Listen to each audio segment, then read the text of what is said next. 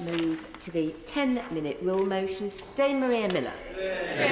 Thank you, Madam Deputy Speaker, and I beg to move that leave be given to bring in a bill to make local fire services statutory consultees for lithium-ion battery storage planning applications, to make provision for the granting of environmental permits for lithium-ion battery storage and for connected purposes. This bill will ensure that industrial lithium-ion battery storage facilities are correctly categorised as hazardous, so that the Environment Agency, Health and Safety Executive and the Fire and Rescue Services are statutory consultees when planning applications are considered. Technological innovation is on an exponential curve, nowhere more evident than when it comes to renewable energy generation. Under this government, in 2019, for the first time ever, zero-carbon electricity production overtook fossil fuels. This transition to renewables is essential to protect our environment, but also crucial geopolitically.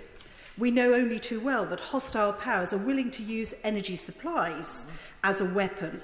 Homegrown renewable energy can help shield us from some of those attacks. With renewable energy, capture and storage becomes crucial. A library of government plans and reports since 2017 cite the removal of barriers to electricity storage as absolutely crucial in our transition to greener energy. Now, the high watermark of energy storage are industrial lithium batteries, making up more than 90% of the UK storage capacity. By releasing energy into the power grids when it's required, these batteries shift peaks of supply to match demand, providing us with renewable energy even when the air is still and the skies are grey. A handful of storage facilities are already operational in the UK, but a large number are due to come on stream in the coming years. 366 projects are under construction or awaiting planning permission. So what's the problem? Lithium-ion batteries are innocuous when they function normally, but if they fail, a process called thermal runaway, or what we would call a battery fire, occurs, and there is a complex chemical reaction. Now, this can occur for many reasons. The batteries are overcharged, there's outside interference, or the battery has a design fault. Now, the only way to stop a battery fire is to cool it down with a constant stream of water and wait for the fire to go out. This might take days, creating huge quantities of water containing highly corrosive hydrofluoric acid and copper oxide, byproducts of battery fires. Now, these toxic chemicals can't be allowed to seep into watercourses because they would cause immense environmental damage. Current regulations don't require battery storage planning applications to be referred to the Environment Agency, the Health and Safety Executive, or indeed the Fire Service. Planning permission is being granted near nurseries, hospitals, houses, rivers, and even industrial chemical manufacturing plants. In my own constituency, a battery facility has been granted planning permission on Basing Fen, metres away from the headwaters of the River Loddon, close to a hospital, near to the town centre. Now, the application was only spotted by assiduous local residents and local councillors Kate Tuck, who's with us today, and Onley Cubitt, when a further application was submitted for a larger site. Now, should a fire break out at that storage facility on Basing Fen, the water used to cool the plant would flow straight into the River Loddon, and there's no requirement for a storage tank for firewater. Toxic water would continue to wash down the river towards the Thames. Now, a battery fire can produce a cloud of dangerous gas, hydrogen fluoride, methane and carbon monoxide.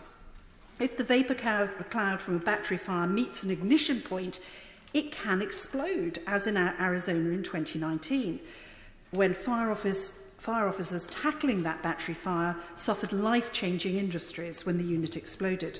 Now, this fire is far from unique, with thermal runaway events occurring in almost every country battery storage is used. Even in South Korea, a pioneer in the development of battery storage, where they experienced 23 major battery fires between 2017 and 2019. Nearer to home, in September 2020, a battery storage fire in the constituency of the Right Honourable Member for Liverpool West Derby, located in a residential area, a stone's throw away from a nursery, caused a violent explosion which blew debris up to 20 metres. And it took 59 hours for the fire to be put out. And residents during this time were asked to keep their windows and doors closed because of the billowing smoke.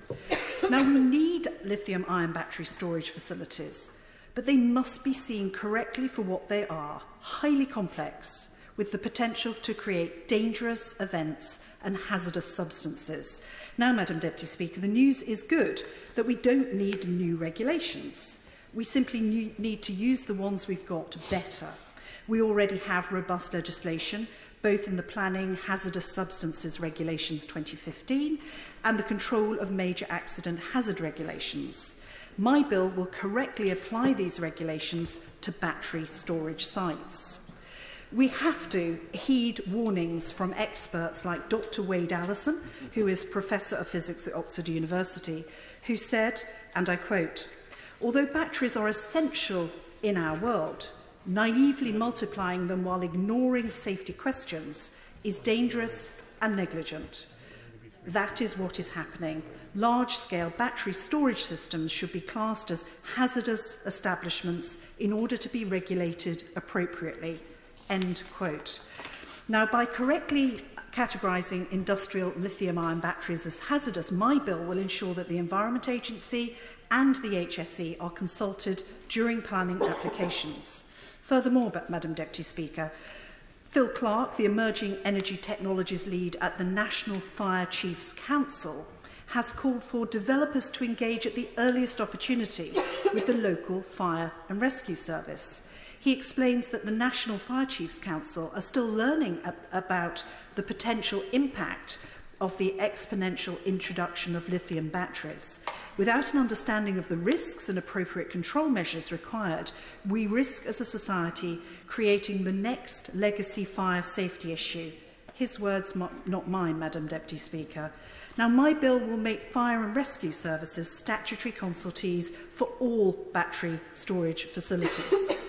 Madam Deputy Speaker, the evidence shows that current regulations for lithium battery storage facilities don't reflect the true risk. And I urge the Government to support my bill today and to also announce an immediate review of all those facilities that have already been constructed or that have planning consent in place, to ensure that they do not pose a threat to residents or the local environment. I hope the Minister, although I'm not sure there is a Minister in place at the moment, the Whip maybe, I hope that somebody, anyway, will agree to meet me to discuss this action in more detail. Now, we cannot allow the lithium battery storage facilities to continue as they are, to become another legacy fire issue, with all the risks that entails around the lives of the people we represent and the environment that we want to protect. And with that, Madam Deputy Speaker, I commend this bill to the House. The question is that the Right Honourable Member have leave to bring in the bill. As many as are of that opinion say aye. Aye. The contrary, no. I think the ayes have it, the ayes have it. Who will prepare and bring in the bill? Madam Speaker, Madam Deputy Speaker, Ian Byrne, Richard Bacon, Matt Hancock, Alan Dorrans, Flick Drummond, James Gray, Alicia Kearns, Stephen Metcalfe, John Barron, Valerie Vaz, Dame Diana Johnson, and myself, Madam Deputy Speaker.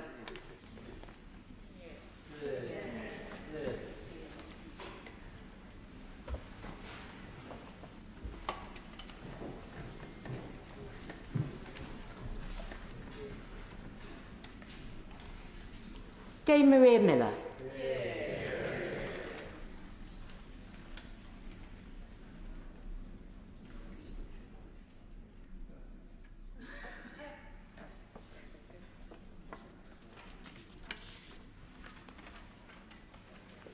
Lithium-ion battery storage, fire safety and environmental permits bill.